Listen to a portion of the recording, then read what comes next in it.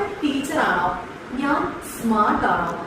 അവർ വിദ്യാർത്ഥികളാണോ? എല്ലാം അവസാനിച്ചിരിക്കുന്നത് ആണോ എന്നാണ്. പക്ഷെ ഉപയോഗിക്കേണ്ട ആദ്യത്തെ വാക്ക് ചെറിയൊരു വ്യത്യാസമുണ്ട്. സബ്ജക്ട് സിംഗുലർ ആണെങ്കിൽ ആണോ എന്ന് കാണിക്കാൻ ഇസ് നമുക്ക് യൂസ് ചെയ്യാം. ഞാൻ വരുന്ന സെന്റൻസ് ആണ് എങ്കിൽ ആം നമുക്ക് ആദ്യം യൂസ് ചെയ്യാം. ഇനിയും അവർ ഒന്നിൽ കൂടുതൽ ആൾക്കാർ വരുന്ന സെന്റൻസ് ആണ് എങ്കിൽ ആണോ കാണിക്കാൻ ആർ യൂസ് ചെയ്യാം. എങ്ങനെ വരുന്നത് നോക്കാം.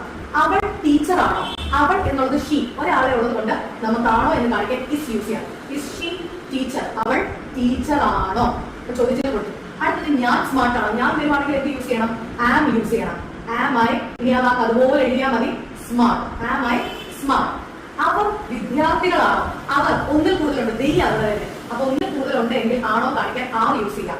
Are they students? വിദ്യാർത്ഥികൾ എന്നുള്ളതിന് English students. Are they students?